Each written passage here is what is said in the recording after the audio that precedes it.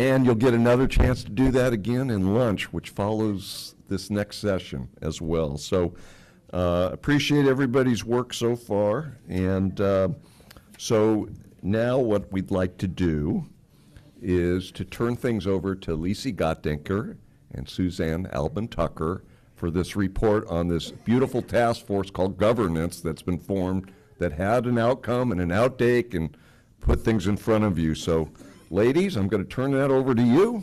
Please come on up. Have a great time.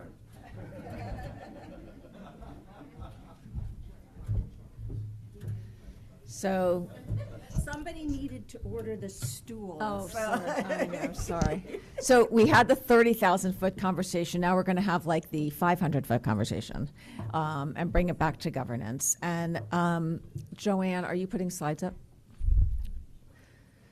So what I want to say is thank you. This task force mobilized in an epic way. We had a lot of meetings in a very condensed period of time with a goal of this meeting being able to provide closure. So I want to thank everyone on the task force. I want to say thank you, and I want to say bye-bye.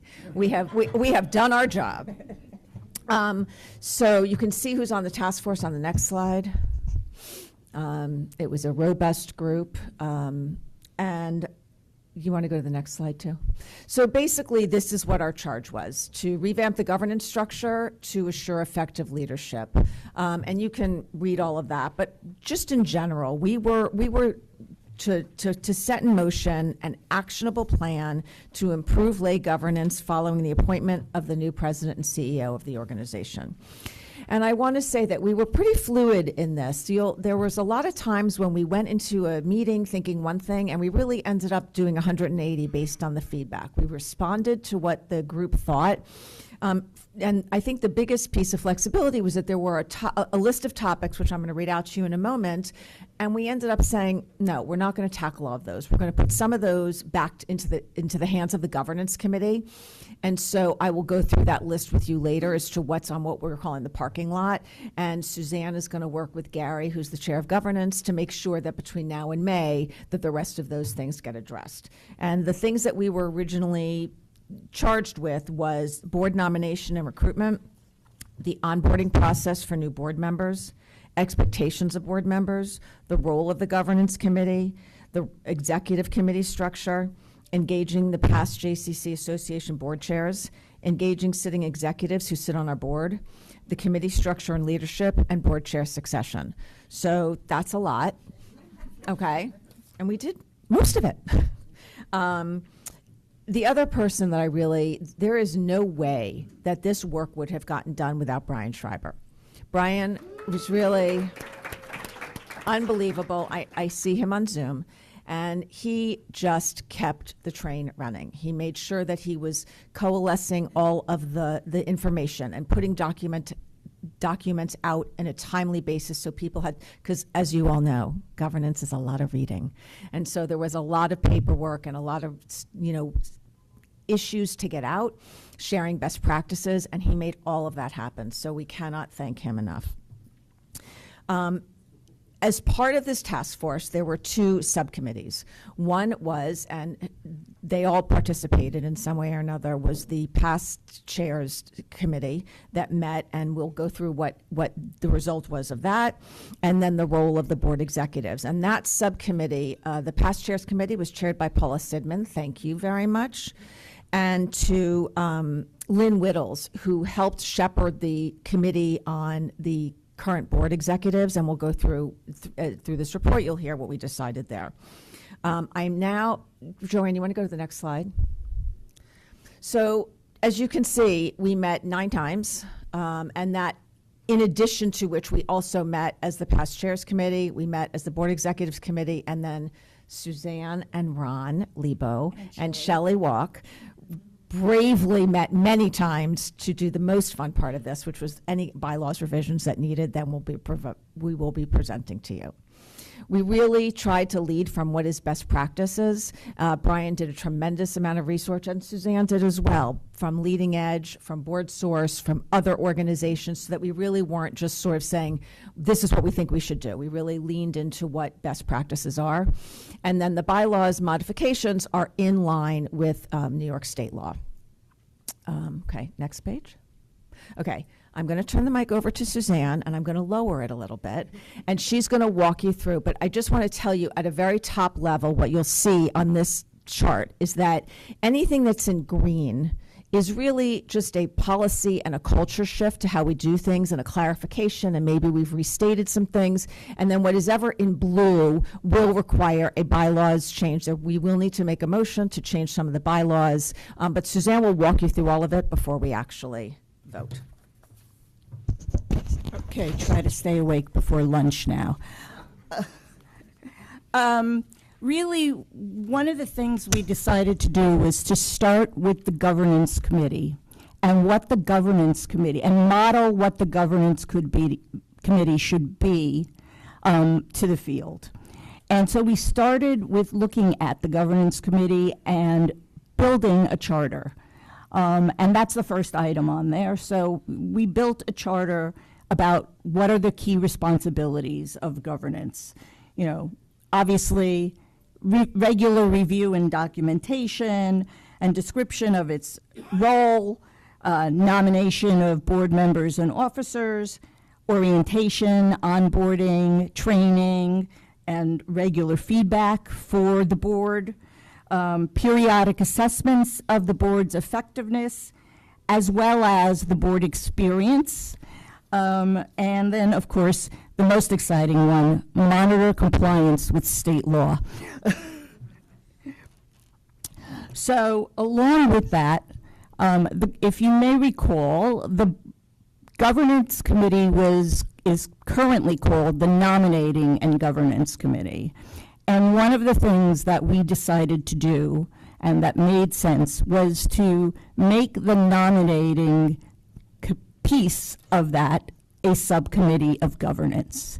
And so we broke out the governance committee and the nominating subcommittee and provided for different chairs. So it's not always going to be the immediate past president who's going to be the chair of governance, although it will be, as in the current amended bylaws, the immediate past chair who will be the chair of nominating. And along with that, from there, we went to the executive committee and updated a charter for the executive committee. And really, I'm not going to go through it in its entirety. You can read, it was in the report, but basically, the important thing to note on that is that only directors may serve on the executive committee. The executive committee has responsibilities in terms of how it operates, keeping minutes, reporting its activities to the board on a regular and timely basis, etc. And it has responsibilities like acting with the authority of the board between board meetings, when necessary, obviously subject to whatever limitations either the law or this board places on the executive committee, oversee the annual performance review of the CEO, make recommendations about performance goals, get compensation information and make recommendations around the CEO's compensation, and also act as a partner to the CEO and provide, of course, all of our advice. And then, most importantly, we agree that we're going to maintain strict confidentiality in the executive committee. And what we did in terms of the bylaws there is we changed the executive committee composition, which now will consist of the board officers, the immediate past chair of the board, up to one additional past chair, and a maximum of 3 additional board members at the discretion of the current chair of the board. One of the things on there you'll see, we deliberated quite a bit around officer terms and ultimately decided not to change anything. So, so that was, something we didn't have to do any work for. But as Lisie mentioned, we developed among our Article 7 committees a past chairs council and and added the philanthropy committee to be what we call a standing committee, but we like to refer to it in the bylaws world as Article 7.1 and 7.2 committees.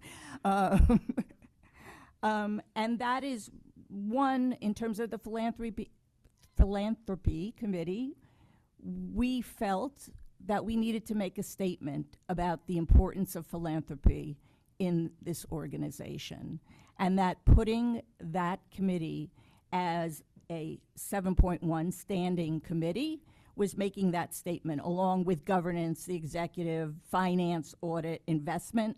Philanthropy falls right in there. And with Paula's help in shepherding the past chairs council, they came up with their own recommendation as to how they thought the past chairs council should operate, which would be rotating board chair, would work with the president and CEO for each meeting to support the agenda and hosting. And the idea was for the council to meet 3 times a year. So that is all going to be them. The past chair and the CEO kind of deciding what's the agenda we need to talk about, and and the past chairs will, I'm sure, offer all of their wisdom and advice. As I know, yes. So the other thing that we recommended in terms of committees, other than the governance committee and the executive committee, was that non-board members could be members of committees. We want to make room for people who are not on the board to participate, and that might be someone from a JCC, it might be someone from another organization that can offer some wisdom to us as we consider different things.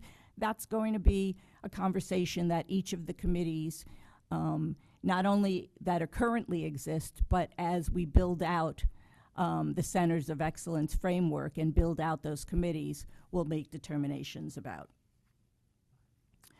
The other part of it was the executives, board execs, and their subcommittee met a few times, and their recommendation would be that as they are today, the executive board members would continue to be full voting members of the board, and as part of the consideration for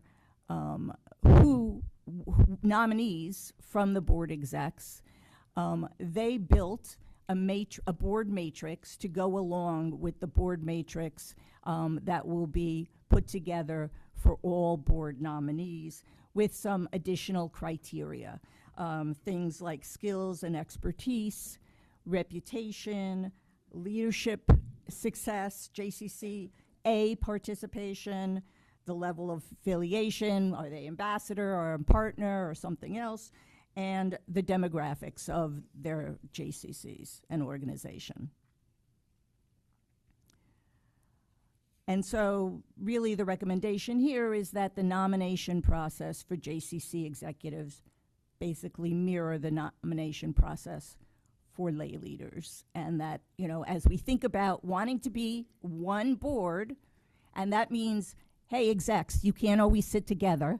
I know you make Susan an honorary. Except for Susan. We want that to be more than just something written in a document, but we want that to be really put into practice. Okay, what's next? Okay, so I think I hit on everything. But if I missed something, somebody tell me and I'll go back. But if you got through that red line copy of the board bylaws amendments, then you'll see all of the changes that were made. And I want to just say that those changes could not have happened without Ron and Shelley's participation. Oh, I just thought of what the other thing was. The other thing was we changed the membership structure of the organization because we recognized technically we're not having a biennial or a J Summit this year. And in the past, all voting for boards and officers were connected to the biennial or J Summit. And therefore, we couldn't technically elect officers and directors in a year where there was no biennial convention. With Shelley's really unbelievable analysis of these provisions, we determined that we could take out that requirement. We'll have a biennial meeting. It doesn't necessarily have to be with delegates, and delegates aren't really going to exist for purposes of the bylaws and the functioning of the board. We're the members. We're a self-perpetuating board. We're going to vote on officers and directors without a bunch of people in a room who have no idea who we're talking about voting. Yeah, but I was going to say yes, I think we should go through all of this and then let's vote on these changes. And then what I want to leave you with after that is what the governance committee is then going to be charged with working on going forward. But does anybody have questions about any of this stuff? Jonathan had a question. I might. Jonathan Lev, Boulder, JCC. Does that mean that we're removing us being a membership-based nonprofit? Because No. there's a requirement of membership-based nonprofits for members to actually vote. How are you getting around We've changed the bylaws to provide that the board are the members. So that is how we got around it, because we investigated law, the New York State law, Great. and we determined that there was nothing stopping us from doing I've that. been down that road, so great. Awesome. Anybody else? Or did you all fall asleep while you're reading the bylaw, the red line copy of the bylaws? Nobody else has commentary? Questions? Jay makes finance fun, and we make bylaws fun. Right, exactly. And Ron Lieben. Does anybody on Zoom have any? I can't see that far, but does anybody on Zoom have any questions or commentary?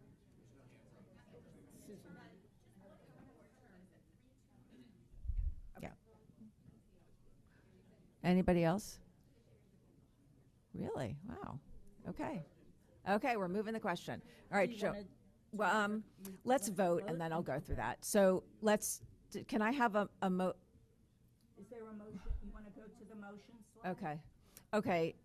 One last thing before we vote. Sorry, guys. So one of the things that the task force struggled with, not struggled with, but sort of wanted to acknowledge that whatever we're going to do on this board really needs to be in partnership with Barack. And so whatever committee structure, or the CEO, whatever committee structure we're going to have is going to really require partnership with the staff. And that may require some training for them. It may require, is going to require a real close connection with staff and with Barack to make sure that these partnerships are successful and the board is successful and the organization is successful, because our primary focus is to support the organization. Good? Okay. Now, Steve Seiden, will you read the motion? The motion is to approve the recommendations of the task force report, including relevant necessary bylaws revisions consistent with the recommendations. And I so move. Fran Trachtenberg is second. Everyone in favor? Anybody not in favor? Anybody abstaining? Okay, the motion is passed. Yes.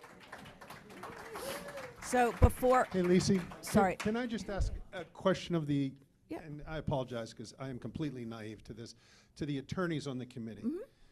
So board members as fiduciaries have certain liabilities and, legal stuff. The new designation of board members as members, does that introduce any new liabilities or anything in conflict to those we have as fiduciaries? no. Thank you. Okay. See how easy? So Gary's going to talk a little bit about the governance committee meeting, but while he's standing here, because it's going to be these two that do it, I just wanted to read out sort of what got punted from the task force to the governance committee, because we really felt like that was the group that belonged there. So for the purpose of this, for now until May, we are not going to separate out the nominations committee from governance. It's a timing thing. It's about getting nominations through. So instead of doing that, we're going to start that in May. But they're going to be working on that. And then as a part of that, they will also be coming up with a new matrix to assess the skills, the experience, the attributes that we need to fill the gaps in our board. They are going to reconstitute a member job description and role expectations as part of the nominations process, develop a formal onboarding mechanism for new members, so an onboarding program, implement a current board assessment in alignment with best practices and how often we're going to do that, develop a committee structure in working with Barack that integrates the strategic framework that we just all talked about. We're going to draft charters for the standing committees and job descriptions for the committee chairs, with the exception of governance and executive, which you all just approved. We're going to implement in a small group to work on a performance evaluation process for the president and CEO. And I think this was something that was actually kind of new for the committee, which is we're going to establish, the task force felt very strongly about establishing a calendar so that it is clear when we start or whenever we consider our year starting, that we know this is when evaluation starts, this is when nominations start, so that everybody's working on the same calendar and it's transparent and clear to everybody what that is. So those are the things that we are going to be working on from now until May. And Gary's going to talk about the governance subcommittee meeting that was yesterday. So she just said everything that we did at the governance committee meeting yesterday. But we also are here in the nomination period because May's coming up. And as Lisie was talking about, we are starting this matrix of looking to see who we need on the board or the type of skills we need on the board in order to enhance our ability to work with staff and to have the expertise that we need.